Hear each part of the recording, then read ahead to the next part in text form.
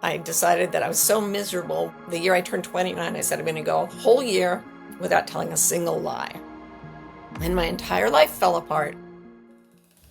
Martha Beck has earned a Harvard PhD in psychology, written multiple New York Times bestselling books, and from them became Oprah's life coach. The Way of Integrity by Martha Beck. But her path there required her to lose nearly everything. It started when she committed to spending a full year telling no lies. That led to her revealing her horrific abuses at the hands of her Mormon upbringing, alienating herself from friends, ending her marriage, and having to rebuild her entire life from a place of joy instead of social obligation. Was that relationship really supportive to your soul? Or were you just enacting a social game? We talk about how most people ruin their lives by trying to fit in, how to find your true purpose, and she pushes me to overcome the ways that I've been playing it safe. She even makes me cry a few times. This conversation was beautifully scary for me, and I loved chatting with her. I hope you enjoy it too. It's so nice to talk to someone who places truth in such a high position. And I feel like my own system is sorting out that, and I can argue with myself sometimes, and I can fall down on the side of what's practical and safe, though I feel this deep, deep calling when I read things like your book to just let go of all of that. Oh, that's great. And it's so relaxing to sit with someone that I don't feel is putting any added pressure on the parts of me that haven't fallen in line with what is real and true and alive and dynamic right now. So thank you. That It's is just nice. fantastic. Thank you. Yeah. It's wonderful you can give yourself that permission because honestly, I could be lying about the whole thing, right? I'm not, but you can give yourself permission to be true to yourself. Whether, no matter what the context, it's kind of exciting to get into integrity when the people around you are not. Yeah. Well, I think you're one of the people that inspires me because it's hard to think of someone who has lost more for the cause of truth. And when I think of the things that I stand to lose, it's like a little bit of reputation or a little bit of this, but my life is constructed in such a way where I don't think I'd have to give up everything. Like there are people around me. And so I guess this is the part where I do want to bring in our audience. Can you share a little bit about where you come from so they can understand the price that you paid for becoming so integrous and honest? So I grew up in the heart of Mormonism, like the most Mormon community on earth. I think it still is. And my father was a beacon of righteousness to the faithful. So I was in this considered Mormon royalty. There's a whole social structure there. Anyway, I also heard wisps of feminism when I was growing up, and I didn't really like the way the religion around me saw women as second-class citizens. So I became like radicalized, and I went to college far away. I went to Harvard when I was 17. That's about as far as you can get away from the culture I grew up in. And it was immense culture shock. And so I became two completely different people. When I was at home with people that I'd grown up with, gone to high school with, they were all Mormon. I just sort of went along with their cultural norms. And when I was at Harvard, I went along with a sort of atheist materialist set of norms just so I could fit in. I mean, we all want to fit in, right? And when you live a life that is that profoundly divided, there's an enormous amount of stress on your whole system. The brain doesn't like to lie. The body doesn't like to lie. And I wasn't explicitly lying to anyone. I mean, I told little lies like I feel fine when I didn't. But I was very aware of being split and adopting two different personalities, neither of which felt like me. And that's very, very stressful. So I got my BA. I went on for my MA and my PhD at Harvard. And halfway through my PhD, I had married a guy from my hometown in Provo, Utah, Mormon boy from Mormon girl. And we'd had a child. And then we had I got pregnant for the second time. And late in that pregnancy, it turned out that the baby I was carrying had Down syndrome. It was, as I said, very late in the pregnancy. So despite being very pro-choice, I was bonded hard to this unborn baby. And it wasn't like I was deciding whether or not I wanted to have a baby. It was what kind of baby was worth having. Like the obstetricians at the Harvard Health Centers told me it was like having a malignant tumor and needing, please let us remove it. And I remember looking at them and going, why are you so terrified of my having this child with a cognitive disability? They said, you're throwing your life away. And I was like, I'm not sure I like the life I've got right now. And I waddled around Harvard, pregnant and grieving, and looked at the people in there, these famous professors in their offices. And I'm like, I'm glad you've had success, but I don't want to be living like that in 30, 40 years. So I sort of fled back to Utah, where I finished my doctoral dissertation. And I had this little boy with Down syndrome who was amazing. And I had another child. So now we had 3 children.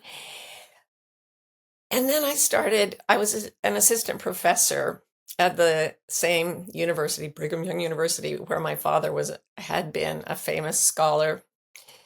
And I started having memories, intrusive flashbacks of sexual abuse from my father. So I now was a complete splintered mess of a personality. I had no idea who I really was. I had grown up conforming to a very fundamentalist culture. I had then adopted a kind of different fundamentalism at Harvard.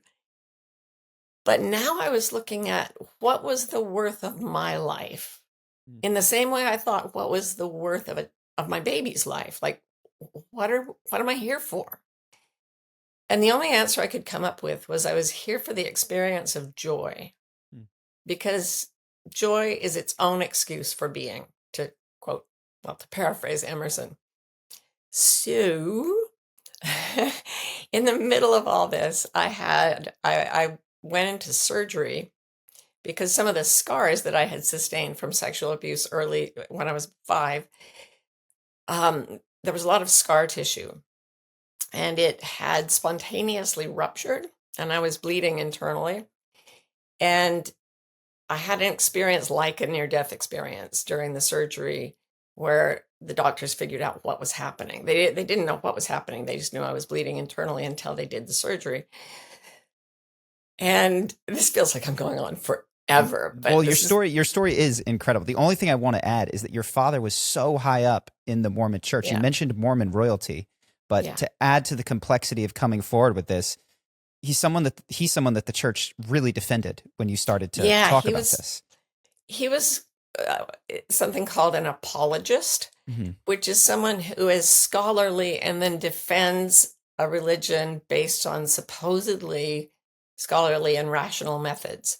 And so he was brought in when some of the truth claims around Mormonism could be factually tested. Like, Mormons believed, I was taught, that all the indigenous Americans descended from a group of people from Jerusalem who took a ship over in 600. I'm so sorry. We're going to have to cut this. No, you're good. We took a ship from here, Jerusalem, to here in 600 BC. And, now we have the DNA evidence to show that, in fact, the indigenous Americans are the descendants of people who came from Siberia over the Bering Strait during the last ice age. So the factual claims of the religion were starting to get a lot of pressure. And my father's job was to defend them in a scholarly way. I later learned, I did this whole personal odyssey of research where I talked to some of the people who fact checked his books, and they said he just made stuff up out of whole cloth. He spoke about 16 languages, so nobody really could. He'd quote things from books that hadn't been translated, but one of the fact checkers told me he had a real talent for seeing things on the page that should have been there, but they weren't. Wow. That gives me Joseph Smith vibes, honestly. Oh yeah. I mean, that was. I mean, my great great great grandfather was Joseph Smith's dentist. Uh-huh. Wow. So you're deeply connected to that. Very deeply connected. Have Yeah. you felt through, and I want to get back to your story, how that type of relationship with the truth, how that metastasized in your father and maybe led to some of the abuse? Have you Yeah. Yeah, I don't know. I think he had really bad PTSD from World War II, Mhm. where he had served honorably. I think he had bad PTSD from growing up in a crazy abusive Mormon household. Mhm. And he was always weird, but Oh, when he was at the time he was called upon to, this is so, Charlie, I try so hard not to tell the whole weird story, but yeah, the whole weird story is so bizarre. yeah. So here's the thing. Part of Mormon scripture is taken from a translation, a supposed translation that Joseph Smith, the founding prophet of Mormonism, he translated some papyri documents that his followers bought from a traveling circus that had a mummy, an Egyptian mummy. And it had papyrus documents buried with it. And his followers coughed up $2,000, which in 1830 whatever was quite a sum. And they bought these papyri and they took them to Joseph Smith. And he said, these are works of scripture written by Moses and Abraham themselves, and I will translate them because I can see all things. So there's a whole book of Mormon doctrine called the Pearl of Great Price that consists of these supposed translations. When I was 5 years old, the original papyrus documents that Joseph Smith had translated reappeared in the Metropolitan Museum in New York City. Someone found them and recognized what they were. Between Joseph Smith and the present, scholars had decoded the Rosetta Stone and they now could read ancient Egyptian.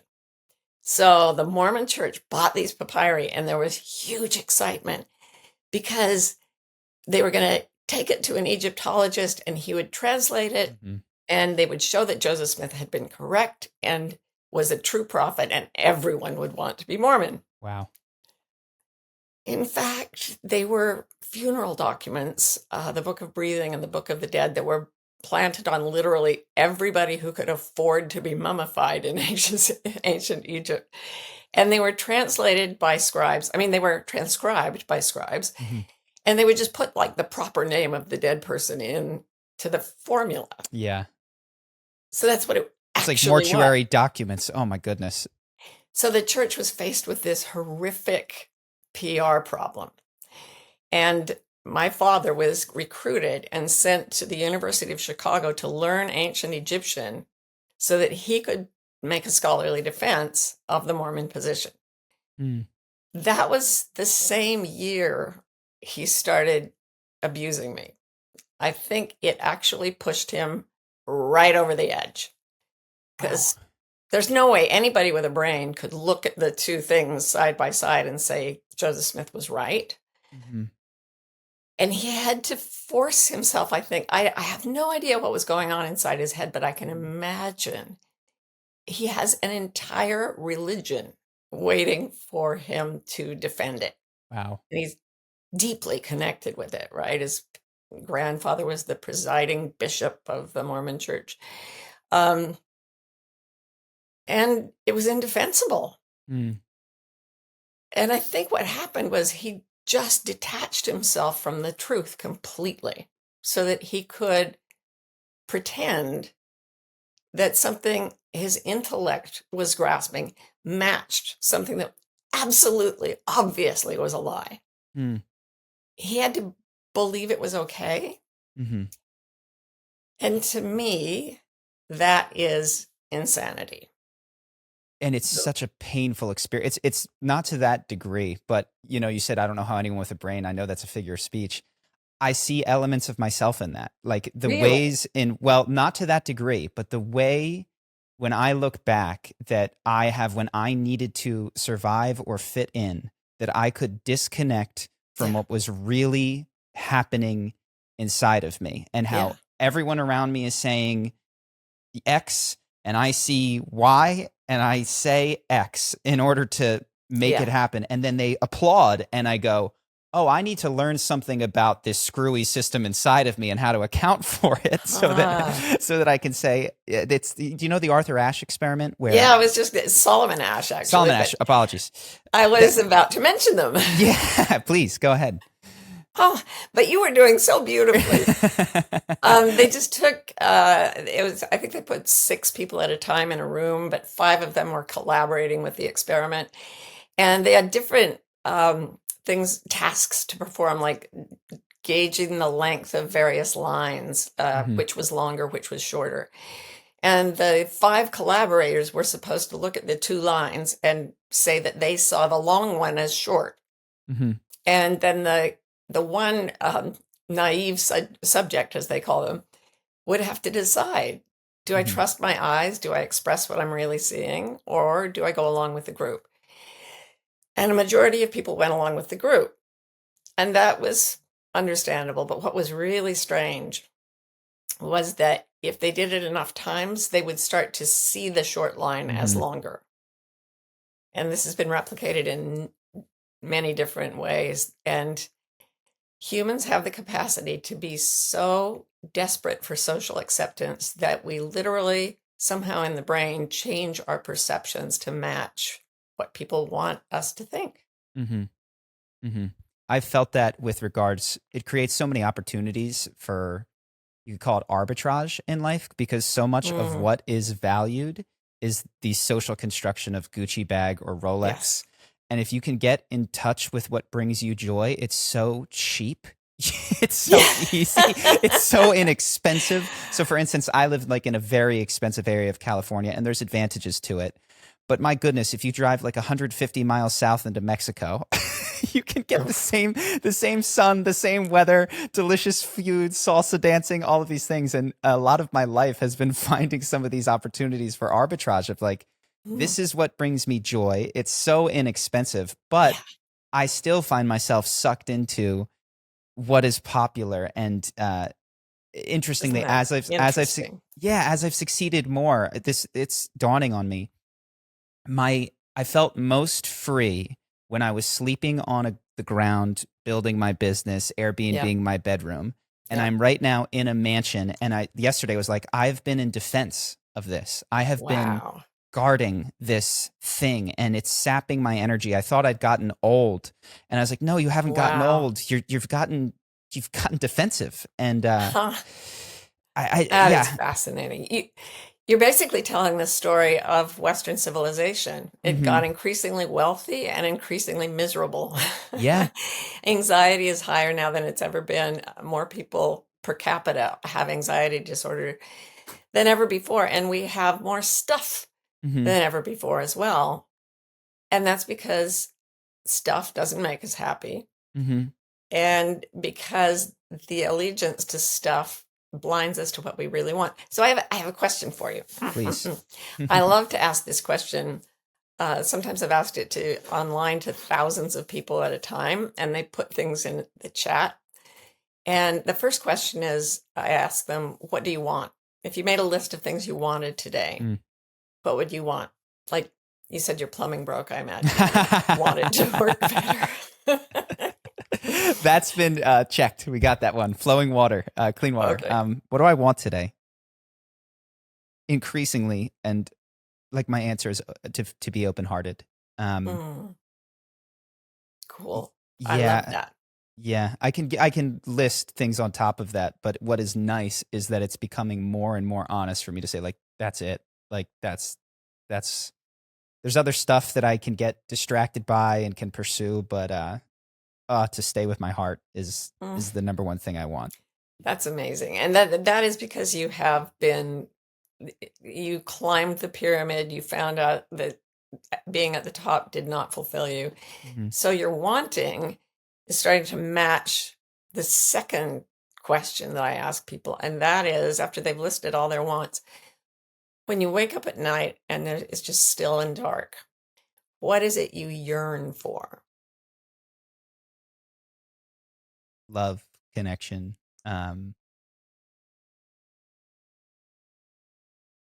truth, Mhm. knowing, those sorts of things. Yeah.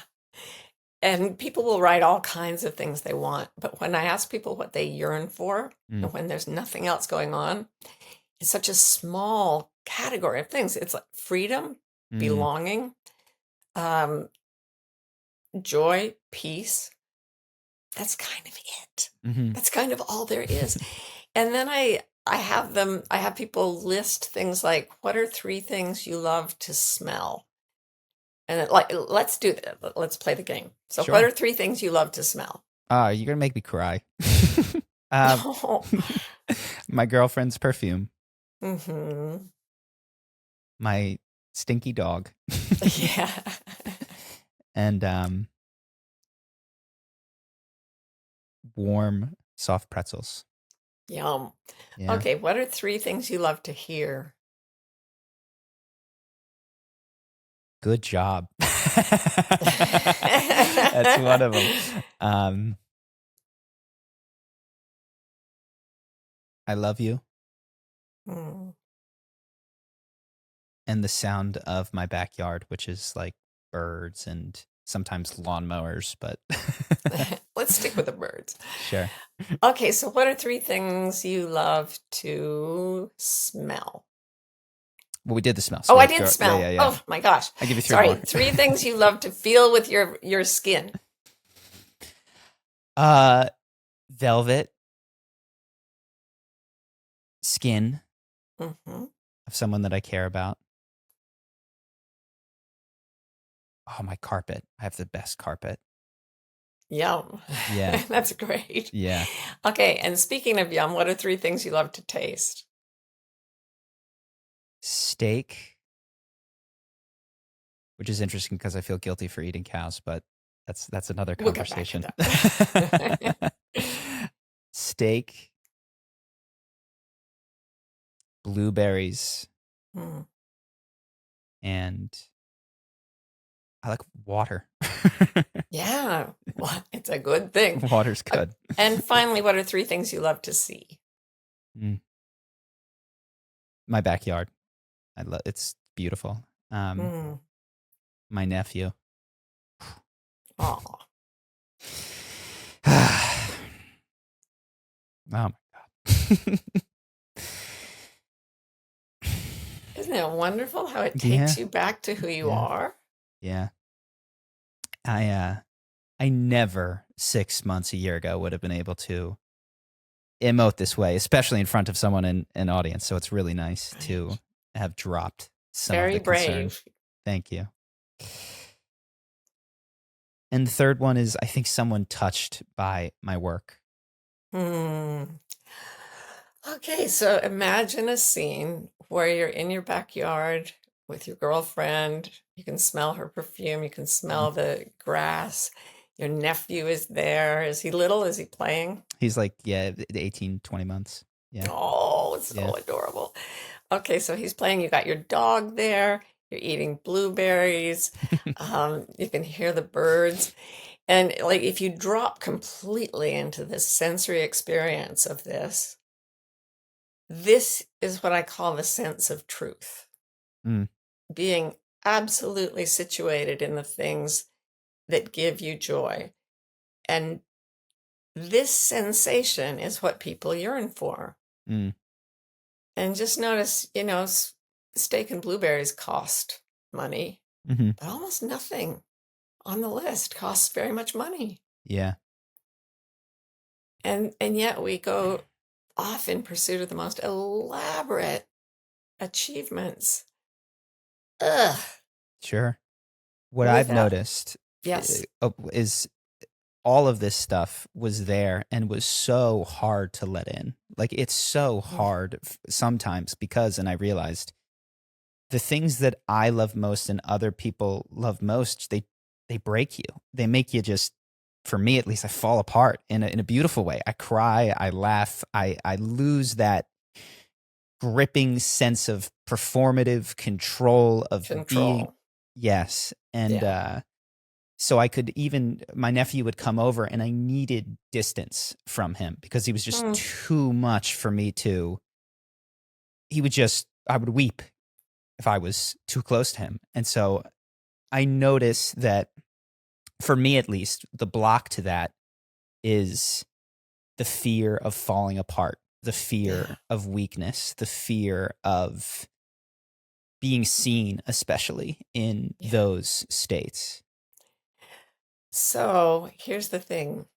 In Asia, where I lived for a while and studied for a long time, they would say that you are beginning to experience awakening, which is a state of joy without disruption. So you can experience pain, but you will always be in joy once you have woken up in these traditions. And they're not just theoretical traditions.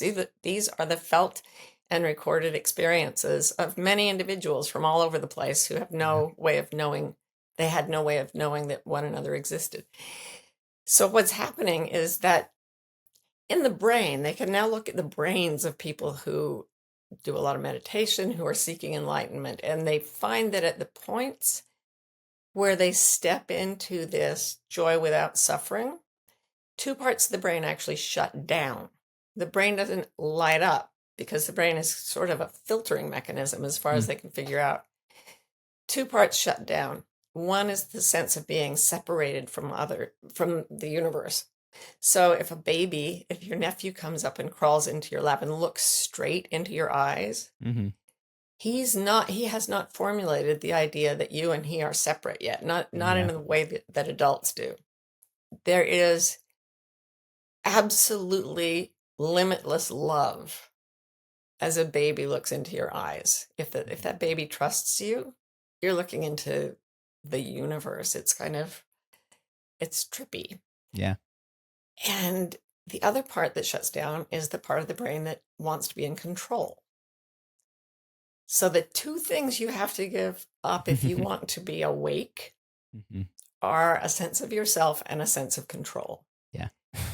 And those are the two things that especially men in our culture are told they have to have. Yeah. Yeah. Well, their delusion, which it does feel like I am waking up a lot of these times. The delusion is that control will bring you the joy, or without control, you will lose it. And I've been there. I've been on that edge many times and fell over and come back and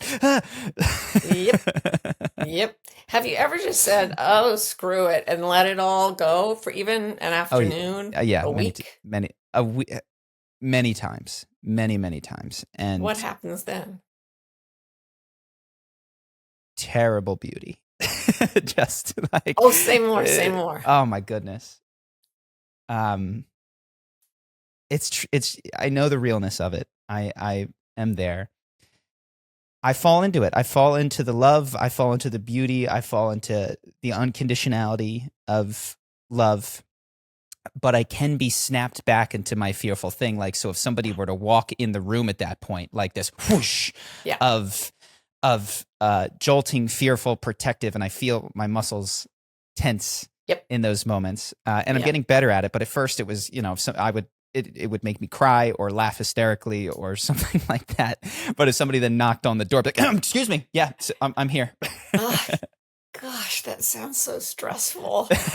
Oh my God. I'll finish my little story the weird story I started with, because it does pertain to this. Yeah, I think it's appropriate right now. I went into this surgery with my life basically coming unglued, and I had a near-death experience where I encountered a light. A light appeared in the room. I was anesthetized, but I woke up, sat up, looked around the room, watched the doctors operating on me, and then thought, well, this is very strange since I'm lying down with my eyes taped shut. And I lay back down and I could still see, and this light appeared between the surgical lights, and it was exquisite. And so beautiful. And it expanded, and as it did, it filled things up instead of bouncing off them. And then it touched my body. And I went into, take what you just described of every sense being satisfied. Add in, I don't know if you like heroin or oxycodone or whatever makes people feel good. Add that, multiply that by about 10,000. And that will come close to the kind of absolute joy and peace and belonging that I felt. And the physical warmth and everything about it was just exquisite. And I started to cry, and my body was crying on the surgical table. And from my taped eyes, these tears were coming out. And the surgeons freaked out because they thought I could feel what was going on, the surgery. So they said to the anesthesiologist, "You've got to give her more meds." And he went to increase the medication. And later he told me, because I quizzed him, a voice said, "Don't do that. She's crying because she's happy." Mm. And he said, "Did I do the right thing? What was that bad?" And I was like, "Okay, I'll tell you what happened." So this light sort of suffused me, and it was conscious, and it was, I don't know. They say you have this when you die. I can barely wait. There's no way to describe the level of peace and joy and belonging and humor and laughter and delight, like everything I'd ever wanted. And I'd been separated from it for so long, for my whole life, it felt. And it basically just said, "Look, you're going to go through something really hard in the next little while, but I'll always be here. And if you think you have to die to feel this way, you're wrong. You're supposed to learn to feel this way when you're still alive and functioning as a human." Mm-hmm. So then, next thing I knew, I came to sobbing hysterically with joy. And this janitor was mopping the floor, and I looked at him and I said, "I love you so much." He went to get the nurses, and they came in, and I said, "Do people cry when they wake up?" And they were like, "Yeah, it's really traumatic to have surgery." And I was like, "No, are they happy?" And they're like, "Not really." So I went forward from that with a touchstone. Mm-hmm. You just felt a tiny echo of that when you're talking about your nephew. He's climbing on your lap. He's holding your face in his hands. Your girlfriend has her head on your shoulder. The dog is licking your foot. You know, the blueberries are there and the birds and all smearing of it. them, rolling in it. Yeah. Yes. Okay, so that's a little tiny, tiny, tiny version. It's like having a tiny magnet you can hold in your hand, as opposed to like the polar forces of magnetism on the earth. It can, but that little compass can still work. And I just started going toward anything that felt like that light, Mm-hmm. and away from everything that didn't. Yeah. And what I found was that I could not countenance a lie. I had started, one of the things that capped off was a year of no lying. I decided that I was so miserable. The year I turned 29, I said, "I'm going to go a whole year without telling a single lie." And my entire life fell apart. And that's when I started remembering sexual abuse and so on. And after that light came, if somebody wanted me to fit in socially, I'd just look straight at them and tell the truth. Mm-hmm. And I got all kinds of crazy, well, no, they were not crazy responses. I got a lot of responses that saw me as crazy. Yeah. And a lot of relationships ended. And in fact, there's a poem by Stanley Kunitz, and part of it goes, "I have made for myself a tribe out of my true affections, and my tribe is scattered. How shall my heart be reconciled to its feast of losses?" Mm. It was something. I quit my job. I realized I was gay, quit my marriage, quit my everything. Had to leave Utah. Harvard didn't look well upon your decision to have your son, and so you lost friends there. Yeah. Yeah, and I hadn't really, actually, that had been such a competitive atmosphere that I'd gotten close to a few people, but in general, fitting into the culture there was very painful for me. It was very driven and harsh. Yeah, so I ended up in a completely different life, and the gynecologists were right. I threw my life away because it wasn't the life I wanted. And it sounds like you've had a similar experience where you got what everyone says you should want. And now you're taking your armor off, and there's something else inside that is way more honest and way more vulnerable. Mm-hmm. And I And want to hear more about it. oh goodness, I have no. The other day, I burst into laughter often during the day.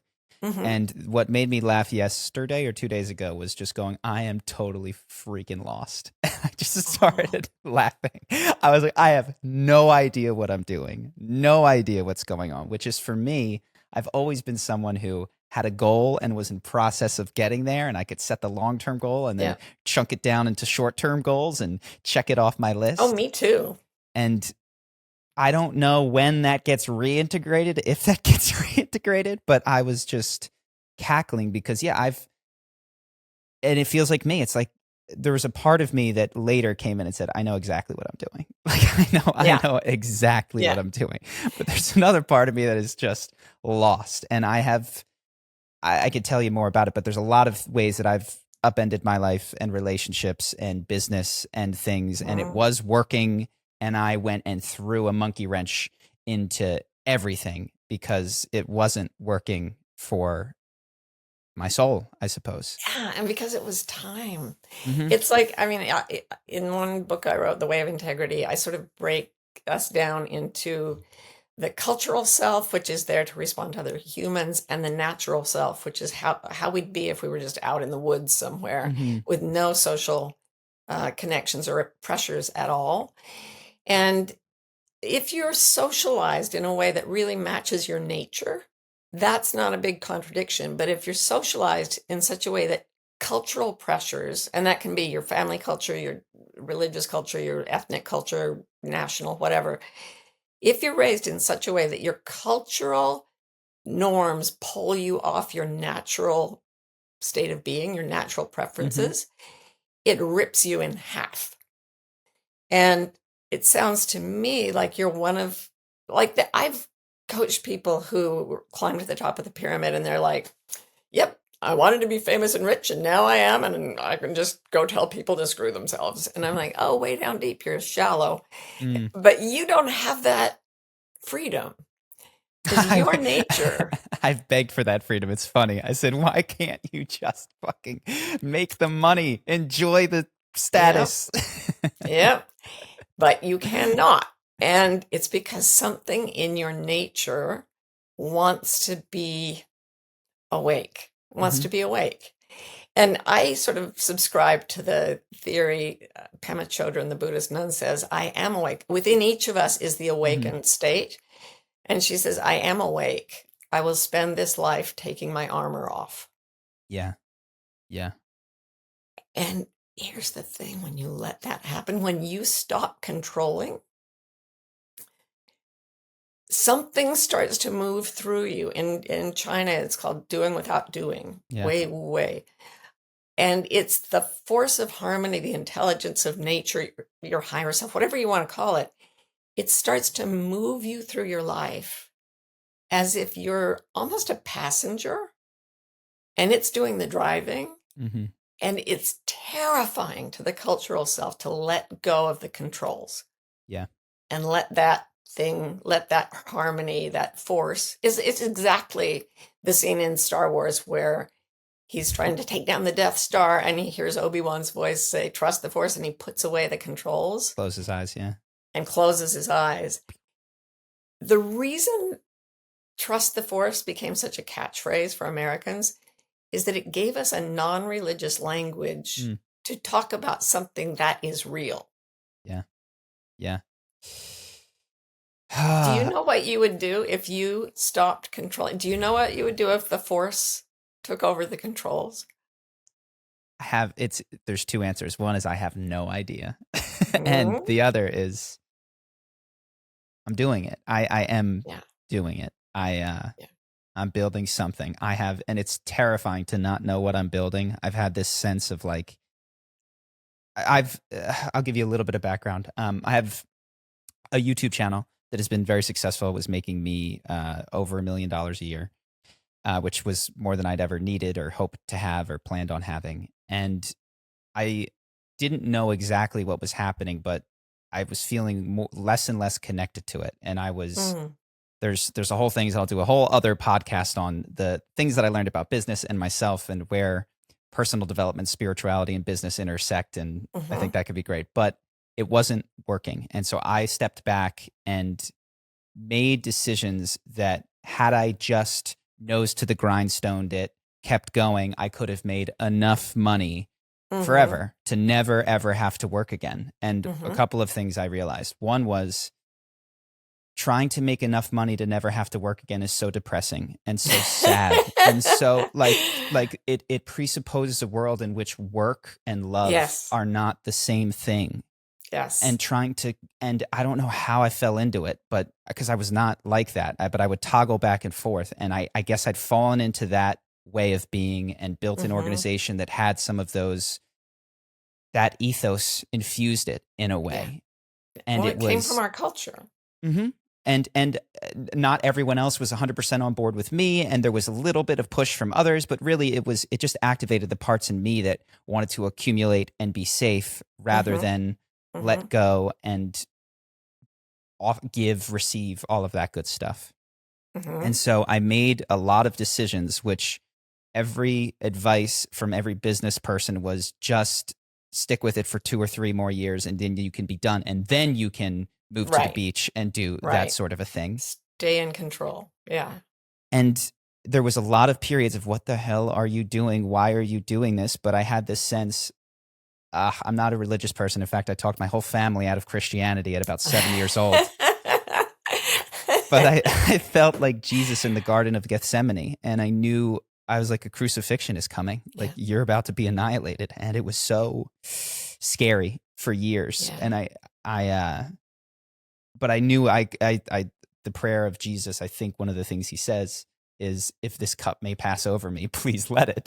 Like, if this isn't my Yeah. destiny to be crucified, please don't do it. I'm not looking forward to this. And Mm-hmm. but he sees that it is, and he goes to his cross. And I, without really being Christian at all, and in fact being anti, I've had that crucifying experience. I've felt it. I had, yeah, but not in not in the nails and the hands way, but in the annihilation way, and Mm-hmm. in Yeah. the, it's time to carry your cross kind of way. And what I saw, that my cross is like, you have to carry your innocence at this point, and you have to put down the cross of earning and all of that. And you're going to have to walk the rest of your life with innocence. Which was, in a weird way, heavier and lighter, and it was all of the things. You are having such a deeply archetypal experience. Every religion has goodness. some kind of version. I'm really glad that you put the cross down, because I always used to think, okay, everybody's focused so hard on the crucifixion. After it was over, he felt really great for like a long time, supposedly still having a great time. He showed up with his friends and ate and drank and said, I'm great, honest. Yeah. But we still, particularly with the male archetype, it's, if you're going to be you can be a successful man, which means stomping on people and caring only about yourself and taking whatever you can. Or you're going to be a good man, which means that you die for the people around you and you suffer. It's really interesting for me to look at it from the Asian perspective, because they don't have that idea of crucifying the masculine so that it can be purified. There's just like, the Buddha went out, he tried to figure out his way out of suffering. He tried excess, it didn't make him feel better. He tried asceticism, didn't make him feel better. And he finally sat under a tree and he said, I'm not leaving here until I'm enlightened, until I can see through suffering to something more true. And all his fears and all his illusions came at him as very convincing demons, like attacking him. And they were terrifying. And he would look at each one and say, and find the truth within himself. And the truth was, he'd look at each demon and say, you are illusion. You are not true. And as it was recognized as a lie, the demon would turn into a flower and fall to the ground. And he sat there for 3 days and nights until the whole field around him was covered with flowers. Yeah. All the demons. And then he opened his eyes and said, this cannot be taught. And then he lived the rest of his life in a deep state of peace with lots of loving followers around him. And he only tried ever to save one person, himself, but it changed the world for millions, billions of people. Yeah. I'd love to see you take that archetype. Wow. I have been deeply, Carl, thank God for Carl Jung, because if we didn't have the word archetype, I would think I was insane. The amount of mythological, archetypal experiences from all different cultures that have landed in me and resonated in me and has been amazing, and I've loved it. And also, like, why am I praying to Greek gods? I'm not, I can't, you couldn't even get me to go to church. And so but what I love about it, that we have the language for, that made the bridge work for me, is they work so well as psychological insights. Like when you stare at the parts of yourself that are demonic and bad, they transform. And this is IFS, internal family systems. This is no bad parts. Like those were things that I could, at the beginning of this journey, be like, okay, I could do like a therapeutic model. And that has opened up into an archetypal experience of these things. Sure. And you mentioned the masculine, the archetypal feminine. The not really emphasized nature of it in Christianity and in Western culture it's pretty, I don't know, self-evident to me at this point. And so getting in touch with the part of me that isn't trying to purify myself always or attain enlightenment. And this is to the point I said about eating meat. I had this deeply moralistic view. I was a philosophy major, and my number one question is, how do I be good? How do I be good? How do I be good? Please tell me how to be good. And I ordered all my shirts from non-sweatshops, and I stopped eating any sort of meat, and I proselytized, and I did all of those things. And then I did some mushrooms, and it was like, eat meat. And it was terrifying because it was getting into the mess of life, and I knew it's wrong, but I will say I'm not recommending it, but as I got messier and stopped being so good, something shifted in me, and it was this feminine connection with the mess of this world, of the blood and the guts and the muck, and real gratitude started to happen in me. And what I realized is, when you receive something that you don't deserve, like meat, for instance, one response is guilt. And you can just, you can feel guilty about it, which I did for my whole life. And another response is to just gratitude, is to let in gratitude and connection. And the depth of what I don't deserve in this world has started to just make itself aware to me, and I feel such gratitude, I guess, frequently. Yeah. Drop the guilt. The feminist Audre Lorde said, I can find no creative use for guilt, not yours or my own. I would love to talk about this. Yeah. So what, if any, is this role of morality? Because the fear that I had, and that many have, is that without the structures of society and morality to tell me, don't hit your sister, share your toy, don't eat that animal because it hurts it, you will be bad. And I've seen myself do things that certainly I could logic my way, like, that's not good. It's not good to eat cows. They suffer, obviously, in the process. So I've seen that I need to go beyond morality, but I still have some confusion there. Well, it has to do with what you think the nature of your being really is. And the rule-based constraints, moral constraints, have to be they have to be legislated, and you have to figure out, what are you really doing if you hurt the animal, if you kill it, what if you do it in a merciful way? You get all these legalistic arguments about what morality is. And the underlying assumption is that without those constraints, we'd all just be barbarians. We'd be like running around chomping each other and humping bushes and whatnot. I don't know. We'd be completely out of control. The other way of looking at that, when I was lying on that table and that light touched me, what I knew was that I was that light, that it is all of us. And there is no harm in it. It is absolutely loving, absolutely loving. And therefore, no motivation to hurt others ever arises from it. So as you drop your arm or you drop the control, the thing that guides you, the Tao, the force, whatever, well, you probably have experiences of what it does. I want to go back to something you said earlier about not knowing what you're creating. Mm-hmm. But what I see in you is not someone who might run amok if you drop moral, social norms, but someone who is incredibly present, vibrant, loving, aware of the feelings of others, empathetic, loves animals, no will to harm whatsoever. Mm-hmm. And sometimes Nelson Mandela, there was a really interesting thing that happened to him at Robben Island, because he went in as sort of a typical young activist, and he went through this purification of soul. I don't know the details, but as guards would come into the prison, he was so irresistibly loving that he would make them friends. They just became friends.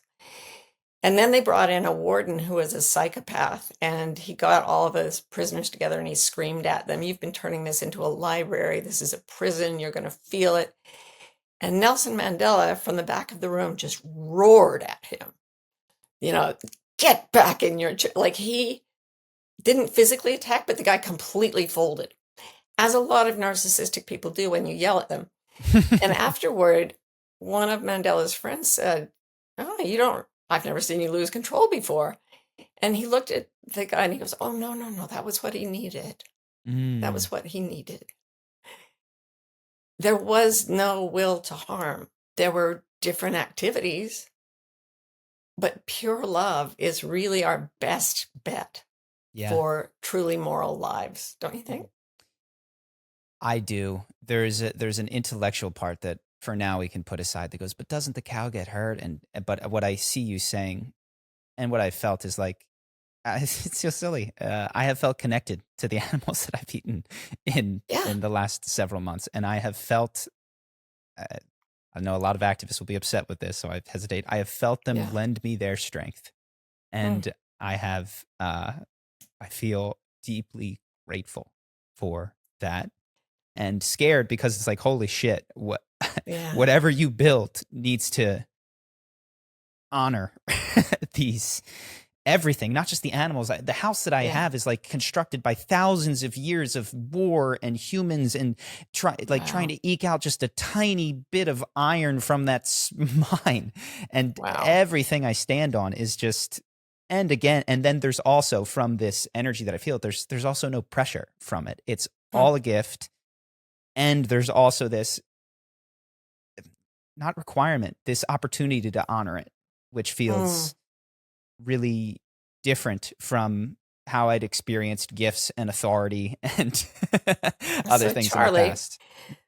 Let me poke you a little bit here. Yeah. Because there is a part of you said, it's terrifying not to know what I'm creating. Mm-hmm. But throughout this conversation, there have been two people talking to me out of my computer screen. And one of them is scared to let go of control and afraid of emotionality and everything. And the other one is saying, "Oh, Charlie, I know exactly. We know exactly what we're doing, and it's going to be so great." Mm-hmm. And then your sort of rational mind comes back in. And it's like, "Oh, what was that? That's not normal.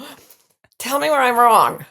You're not. No, that's my experience is, and what do I feel? The part of me that knows loves the part of me that doesn't know. It finds it so innocent and sweet and innocent. Yeah, just innocently afraid. And which, by the way, is how I came to see my father. Mm-hmm. When you get to that place of incredible, like pure, deep satisfaction, deep presence in everything you yearn for. It's here, it's now, you got it. And then you look at other people, you look at yourself and you say, "Oh, that was an innocent misunderstanding. That was," and I'm not saying people should forgive perpetrators right away. It's a whole emotional process. But after decades of of trying to wake up myself. It's just like, oh, well, we're all trying our hardest, and the laws should take care of people who are harming one another and animals, and that is all fine to have that structure. But there is a deeper morality that you've started to follow. Mm-hmm. And I suspect what I've seen is that you're afraid of the bliss of it. Yeah, and there's a couple of things. The bliss, the not being understood has been Yeah. that's a big one for me. I've learned, my channel's on social skills and talking, and I've learned and believed that I could make myself understood. And letting go of that, one, recognizing that I can't make everyone understand me, and then two, that I can't make anyone understand me. That my experience is subjective and singular and defies. But then and then yet there are times where you can sit in silence with someone and go and just nod and feel not understood but connected.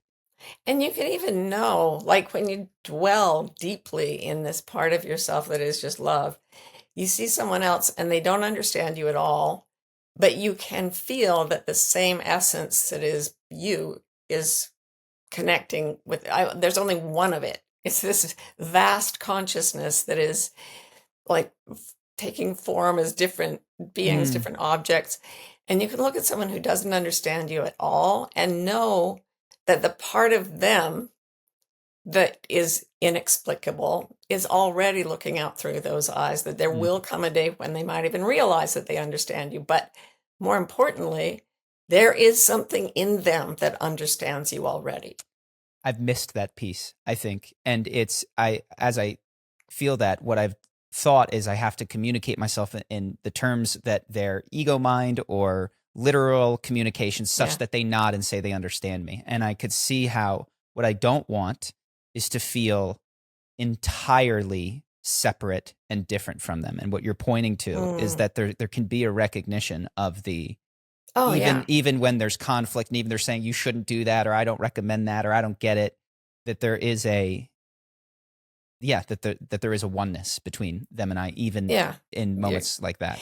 It's interesting because this whole podcast, it's funny because I had a traffic thing and I had to call you and say I'd be late. So I was very flustered sitting down, and the conversation's gone in odd little jig-jaggy ways from the context of someone who would be doing an outline of a logical argument, right? So you've been touching on things. I've felt you go into places in your own psyche that are, somebody listening to it might not be able to make verbal sense of it, but you're bringing people, they say in Buddhism, the finger that points to the moon is not the moon. So as we've talked, I can feel your energy going toward pointing at the moon for everyone. And nobody will understand that verbally. Nobody will get that especially from my little patchwork conversation here. But if you drop into a state of fearlessness, which is all you really have to let go of is fear. If you can let go of all your fear and become really present as the being who was born into your body, which, by the way, exchanges all its atoms every 7 years. So there's not an atom in your body that was there when you were growing up. And yet you have a consistent identity. What is happening? Atoms are cohering around a wisp of consciousness that remembers your childhood, even though none of the matter was there. The consciousness was. So if you can drop into that consciousness has no boundaries and is connected to everything and loves with an absolute wild, delighted abandon every single person you'll ever meet. Every single thing you ever do, every cow you ever eat. Like, it's happening for you, Charlie. And I wanted to go back to what am I creating? Because my whole life, and I'm a lot older than you, I have known I was meant to help with something. And I've never been given the instructions or the clear verbal description of what I was supposed to help with. But it's of absolute central importance for my whole life. Yeah. Now, you didn't major in philosophy and walk around thinking, please let me be good for no reason. Are you? When I was about 30, I started asking people, are you like, do you think we're supposed to like help make something, but you don't know what it is? And they'd be like, yes, that is what I feel. Do you know what it is? No, I don't know what it is. Do you? No, but we move at dawn. And there's that connection, which I feel very strongly with you. Mm. And I'm starting to make guesses at what it is we are here to create, what we've signed up for. Do you know? I'd love to hear your thoughts. What do I know? I can take broad words, or I can take a more personal Charlie approach. But Mm-hmm. I mean, heaven on earth is Yeah. that's to see that it's already here, to make it be here, to to let go of everything that isn't that. Yeah. And then personally, I don't know, this is less certain, but my whole life has been about relationships, my entire life. And there's been a analytical component to it where I break it down and I say this to get the girl to like me. And but it's been at the level of consciousness that I was able to approach it. Yeah. Relationships. And the terror that I'm addressing now, which is, I think my work is the like deepening my authenticity in relationships, and then perhaps teaching others to do the same.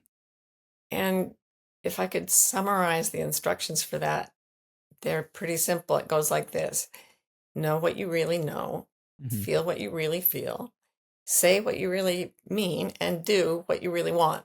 That's it.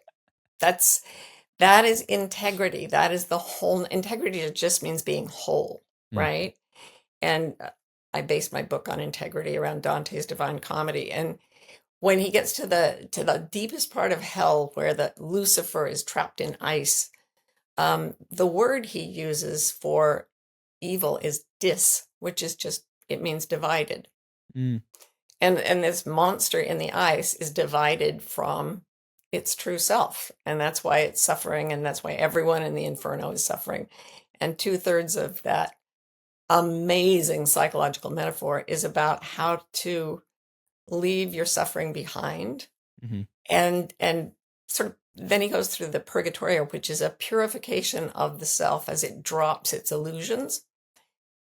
That's another model for what I think you're going through right now. And I think there is a certain subpopulation of us who are as obsessed as you and I are. I mean, I don't know how many of your listeners are going, ooh, I have no idea who this insane woman is, but I too have felt something. And it feels to me like I have gone so far as to define it as the transformation of human consciousness on the earth.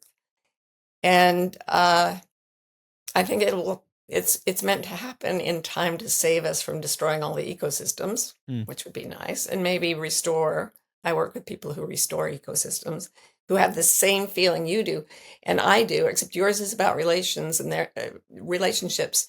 Theirs is about restoring nature physically with their bodies, restoring nature so that itself. It's in the condition it was when everything was working smoothly in the ecosystem and the animals are all cared for. So there are people all over the world that I've met who are doing different things, who feel compelled in this strange way. The force is compelling us to wake up and prepare ourselves and the world for this thing that none of us understands and no one can name. I do believe that it's similar to the Asian language around awakening. It's not just Asian. It's been, people have gone through this experience all the way around the world for ages, describing it the same way. But there comes a point, the 100th monkey idea, right? I don't know the 100 monkey idea. Oh, okay. So in Japan, there are these not little, there are these shaggy, short-tailed monkeys who are the northernmost population of monkeys in the world. And they live on these islands. And the Japanese people and tourists will go and feed them rice and sweet potatoes and things. But they live on a whole bunch of separated islands and they can't swim. They were connected during the Ice Age. When the ice melted, they were on separate islands. So one day, one of the monkeys on one of the islands had an idea. It was a female, and she took her rice and sweet potatoes and she threw them into the water, the ocean. And then she sort of fished them out again, and she could eat them, and they were probably tastier and less sandy and saltier than they would be otherwise. And she really liked that. She did it every day. And when she had a baby, she taught the baby to do it. Well, then a number of other monkeys in the troop were like, hang on, hello. And they started doing it. And when the 100th monkey on that island started throwing its rice and sweet potato into the ocean, all the monkeys on all the islands started to do it that day. Yeah. There's like a tipping point. It's a tipping point phenomenon. Yeah. I think that there has never been a time in human history where a critical mass of people woke up from the illusion of suffering to create a flashover tipping point effect. But I think if enough people get there, it actually does. I mean, we have mirror neurons, we have entrainment of neurological patterns and physiological data. There are all these things that happen when you're in the room with someone who is awake, and it changes you. And if there's a whole bunch of people who are awake, like 10% of the population, I don't know, it could conceivably create a 100th monkey effect where everybody sort of walks around going, what were we thinking? Whoa, this is way better. Kind of like I did after I came out of that surgery. Yeah. And I would love nothing more than to participate in that. Oh, you've been doing it all along, Charlie. Don't tell me you don't know that. Of course. And well, in my own deepening way, and which maybe includes psychedelics and things of that nature that have been personally impactful to me, as well as the archetypal stories, my own version of it. So where shall we go? First I want to tell you about how when I was in my 40s, I just thought I was going insane with the desire to know what my purpose was. And what this thing was that I'd been thinking about literally since the first time I remember thinking about it, I was 4. So it's been a true obsession. But I would walk around my house. I was living in Phoenix and think, what are we doing? What am I doing? And the only thing that came up in my mind was some poetry by T.S. Eliot in a poem called East Coker. And it goes like this.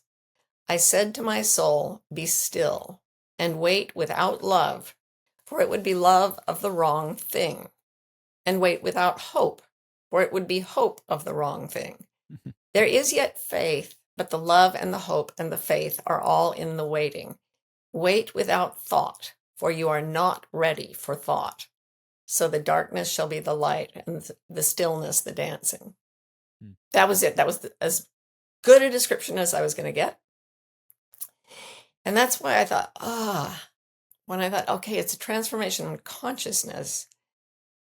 Wait without thought, for you are not ready for thought. If you were to describe to me a completely different consciousness, while I'm in this frame of mind, I would have to filter it through my perceptions. And to filter a new way of thinking through your present way of thinking is to fundamentally misunderstand it. Yeah, this is me asking all the questions that I had about Buddhism. But what about, rather than there's a finger and it's pointing at the moon. The implication is look at at the moon. And the cool thing is that pretty much we're being guided, I think, through this world by the things we love and the things that are most terrible. So the things that are that we love the most are pulling us toward them. And the things that we are experiencing as suffering are there to make us question the stories in our mind that cause us pain. Mm-hmm. So let me ask you something. You said when your nephew is around, you have to keep him at a distance. Mm. Or what? I will burst into tears first, Mm-hmm. and just hug him and love him and laugh and cry with joy. And the fear is less alone with him. It's easier alone with him. But Mm-hmm. my sister and my mom and my family would be there, and that they would see me, Mm-hmm. and that's And the then scary what? part. Oh And then gosh. what would happen? We would all just love each other. Oh my God, the horror. Yeah, there's certainly not a rational, there's no hiding from that place. There's no, hey, let me test if you like this. It is just like, Right. this is me, and I lose all control over That's the it. ability to manage your reaction to me. Mm-hmm. And so whatever I get back from you is in relationship to the truest part of me, which I now have to let in fully, whether it's love or rejection or anything. Yeah, and I've been through being rejected by almost everyone I loved. Yeah. And what was interesting is that getting my integrity back, knowing what I actually was and not ever having to pretend to be anything else, Mm-hmm. meant that during the time when I was having these horrible, like, losses, immense pain, there was also the sense of something knitting together in the center of my psyche that had never been whole maybe it was when I was born, but I mean, it started falling apart pretty soon after that. So I became whole, and the person I was whole was not acceptable to a lot of people I loved, but it was completely necessary for me to regain that, or I would have only added to the misery and suffering of the world. Yes. Any loss. Well, Jesus said it. He said, "What profiteth it a man if he should gain the whole world and lose his own soul?" And everybody's doing that, gaining the world and losing their souls. Yeah. And Yeah.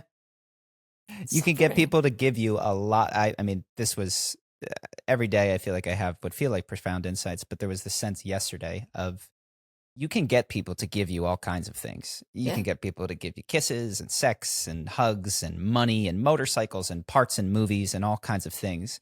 But love is uncompelled and uncontrollable. Yeah. And so, for instance, I have an assistant, and I can, with money, get her to cook me food or go pick that up or go do X or go do Y, but I can't make her love me. And she does. And that is, it's funny. I have confused at moments, for long stretches of my life, the thing that I think ensures the love, which is the status or the money or the whatever, from the fact that it's uncontrollable and uncompellable. And as I have, for instance, I haven't produced as much content. And so there are people in my orbit that were really interested in spending time with me when I was on the up and up.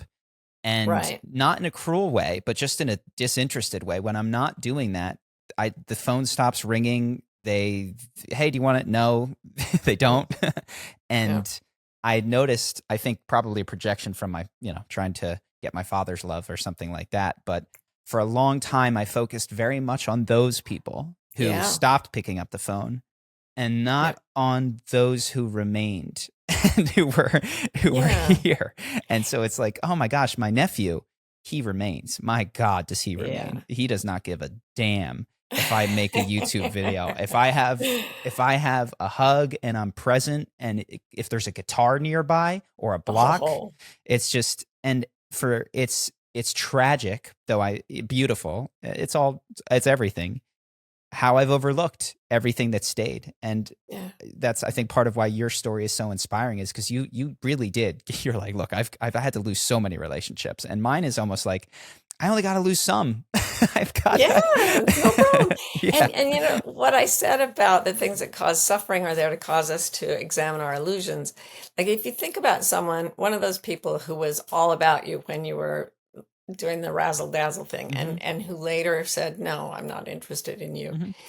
If you go inside and really feel the quality of the relationship and the way the two of you interacted, it often turns out to be an illusion that you liked the relationship in the first place. Like, was that relationship really supportive to your soul? Or were you just enacting a social game? Yeah.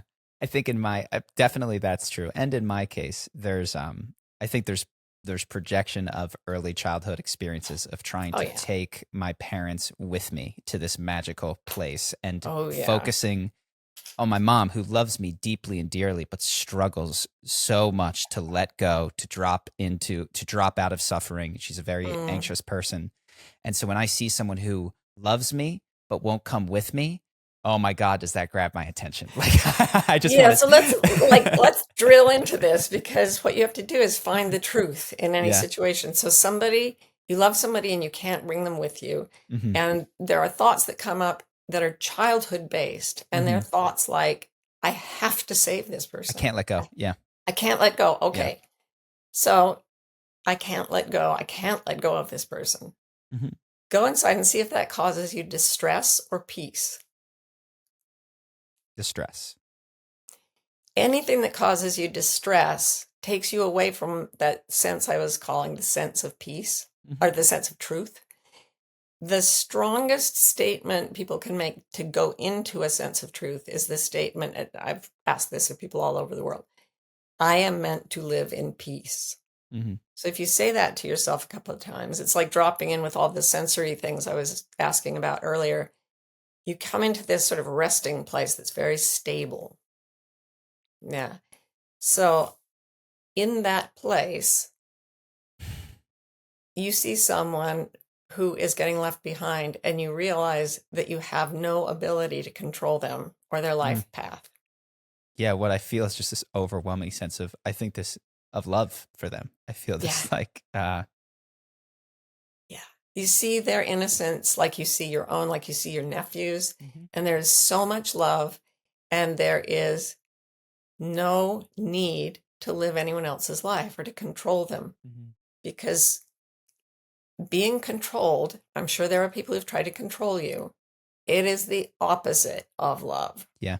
And I see the ways this has been very helpful for me to see this savior complex that I have is, when viewed from one angle, just a deep, deep control and management of other people. And so it's Yeah. filtering what I show them and saying it just so that they will respond in a particular way, as opposed to showing up authentically and allowing them to move whichever direction Yeah. they do when they see or hear that.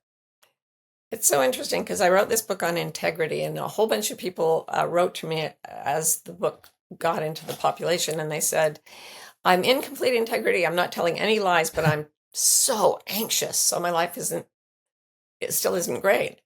And immediately, I thought, well, that after 30 years of meditation, you're like, oh, anxiety is not true. It's never true. You can't say that.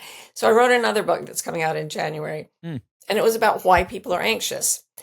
And what I found is that the human brain has a negativity bias. It focuses on the most dangerous things around it.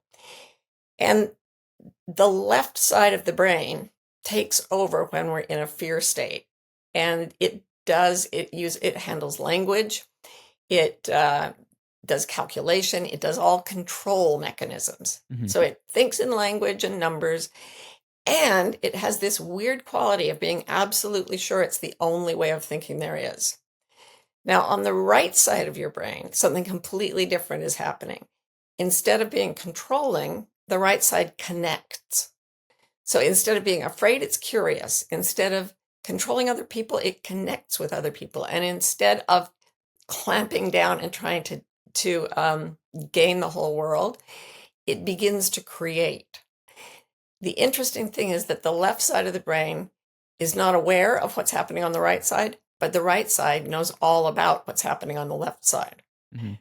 So you like if you this is vastly oversimplified, of course, Mhm. but we know from brain injuries that this is basically the way it breaks down. There is a part of you saying, Charlie, you know exactly what we're doing, you sweet little guy. I love you. You just come with me. We'll have a good time. We'll be happy. And then there's the left hemisphere going, it's a jungle in here and nobody likes me. And I need to save all the people. Where's a cross? Put me on a Yeah. cross to Yeah. save my people. And the right hemisphere is going, really? Yeah. All right. Okay, if that's what you like. But we could just go hang out with our nephew, right? Mhm. We could just skip all that and love. So anxiety is at a higher level around the world than it's ever been before, ever. And people are getting caught in this spiral on the left side of the brain that drives to more and more control. And on the right side of the brain, there is a corresponding rise in things like what you've been describing.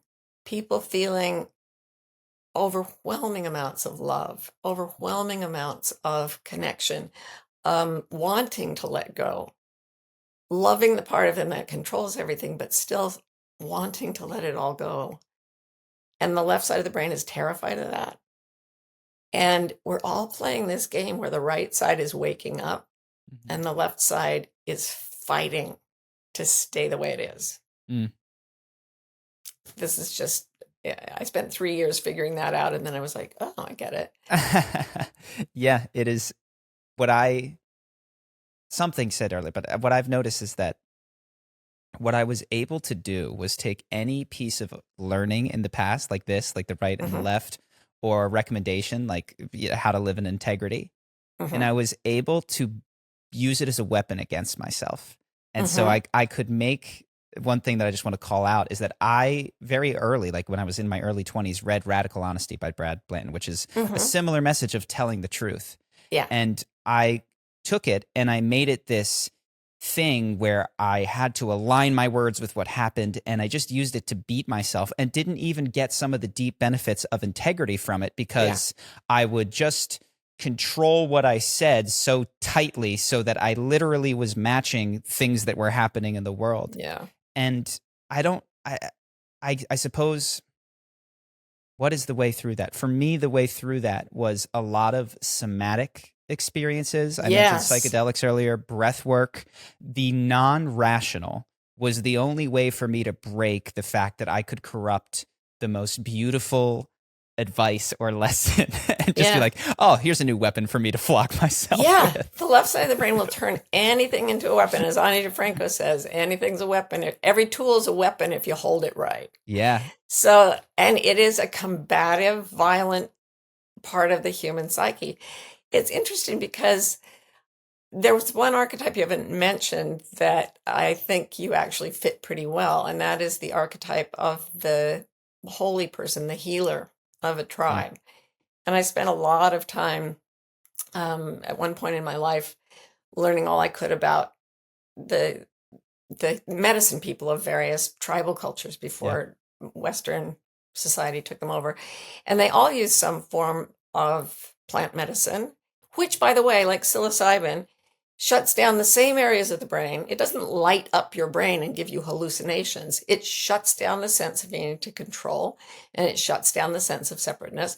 And you experience that not as a weird, freaky psychedelic thing. I don't know what your experience was, but I've talked to hundreds of people who've done this. And it's like the doors were open and then they were left open. This is my experience of that all the things that are necessary to train the healer archetype arrive when the healer is ready, the person growing up as a healer. So every culture except ours around the globe throughout history, in every group of 50 to 150 people, which was as big as groups you usually got, they all had a shaman, a medicine person, someone who was there who combined certain talents and interests. So, I just want to let you know that I feel very emotional as you talk about this. It feels deeply resonant, and I appreciate okay, you bringing good. it up.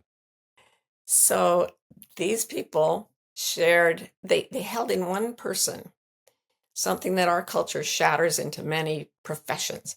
They were the naturalists, they were the animal communicators, they were the storytellers, they were the wisdom keepers, they were the doctors, they were the herbalists, they were the physicians. They all these different qualities would come up in a child, and the elders of the tribe would look at that child and go, okay, that's probably one of them. Mm-hmm. And then they would start to offer the training for being a medicine person. And if the child thrived, given that instruction, they became one of the holy people of that tribe. Sometimes they would resist it, and then they would get sick, something called a shaman sickness. Sometimes it was physical, sometimes it was depression or addiction or a combination of all of those. And the interesting thing is that if somebody has a shaman sickness, you can try all the treatments you want and they won't work unless they start to be trained as a shaman, as a medicine person. And at that point, their suffering stops. Mm. And it's like they're almost being pushed into this unusual career track. Yeah. In a way that they cannot ignore, because to do anything else is brutally painful. Mm. So you would, I think, be recognized by the elders as a medicine person or whatever. I don't want to use cultural appropriation. Yeah. But yeah. Thank you for bringing that up. True. There you go. Yeah, there's a deep yearning for that, like a need, which there was, and it's been helpful for people to point out this. There's a shadow aspect of the healer, which is the person who needs to change other people, which I have absolutely embodied for a lot of my life. And learning to hold the love that is in the healing and the desire to participate in that, but not with it and also let go the need to be the one who does it and to stand tall and receive accolades for it, but to let the work itself be the payment. Not to say that you wouldn't charge money, but that it's not about gaining status or fame or reputation or any of that. Right. There is a purification, I think, that is occurring around that for me. Yeah, you have to, I mean, because you're that person, you can become very dark the way my father became. But I think in your case, like your soul has brought you through to this point where you have the capacity to do many things, and now it is systematically crushing your ego. Yes. Oh my goodness. Which well said. If you see, the interesting thing is we have, for every 50 to 150 people in the population, I think the whole shaman archetype is genetic. It's a genotype. So there are a bunch of people. Every 50 to 150 people had 2 or 3 of these folks in their tribe. So in our culture, we have people who are growing up with that genotype, but no teachers and no one to explain how to go through this ego death. And there are many cultures where a young man like you would be taken and shown with plant medicine, with experience, with trials, with love, how to drop ego away and allow oneself to be an instrument of healing from the intelligence of nature. And you would have no sense of a separate self at all. There would just be love of who you are and love of others, but no real sense of separation between the two. That lack of mentor, I could not identify for about 36 years as a deep sadness and wound. And, you know, like, who are my mentors? And it sounds, I'm like Goodwill Hunting. I'm like, well, it's all the books that I read and Nietzsche and all these. I did the same thing. My paper mentors, I called them. But not having flesh and blood is a deep, deep grief. And I think another grief that I recently encountered I think all around America, not feeling connected to my lineage because of fractures in my family and feeling like, you know, one broken chain with a parent or a grandparent just disconnecting me from that whole line and having no sense of where I came from or any of that. That has shifted lately. And I feel that opened up some of that inner spiritual mentorship. if you will, Hmm. that Well, I think you probably, I mean, I could, there are a couple of people that I know and love who, I mean, we've been going along this path together for decades. And I used to call it, when I was in my 40s, I was a sociologist by that point, and I started noticing people with this particular pattern would come and we would be the ones going, what are we doing? I don't know. Um, Actually, the whole thing started when I had a dream that my ancestors were coming to visit me while I was in Africa. And I told some Shangaan friends in South Africa that I had this dream. And they looked at me in horror and ran away.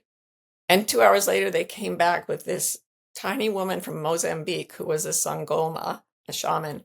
And she read the bones for me. And she said, it was a very strange experience, lions roaring around us. And when she looked at me, it was like icy needles were poking in my body. It was really, really strange. Anyway, she said, you've got to go teach the people, your people, what our people still remember and your people have forgotten. mm, You've got, these people have to be trained. And I was like, hell, I didn't even, that's when I started doing research. And so since then, I started calling people like us the team. mm, And that, because there's no other word, it's a huge population of untrained shaman born, for lack of a better term, who have been very Dungeons and groping. Dragons. I like it. Yes, sort of groping for our truth, trying to find our lineage, find our mentors, and our culture does not have them. And that's why it's destroying the world. Mm, mm, The healers have been silenced and they've been taught to crawl up on crosses and die, when instead you put your ego on a cross, you let that die. And what's left is Jesus showing up and going, I'm fine. I feel mhm. great. let's have a meal and I'll Yeah. talk to you Yeah. about how love never fails. Yes, there was a sense, I think, deep in at least how it's expressed. I don't know that Jesus meant it this way, of Christianity and Western culture. That is, it's about what comes next. It's about getting to this other place. And Yeah. yeah. In economics, they call it the adjacent possible. There is something possible and we're right next to it, but we don't know what it is. Mm, And the way to find it is to drop your ego and follow your heart, even if you are crying like a baby while holding a baby in front of all your friends yeah. and all your family and all the people in the world who are going to call you a sissy, and you don't fucking care. Yeah. Yeah.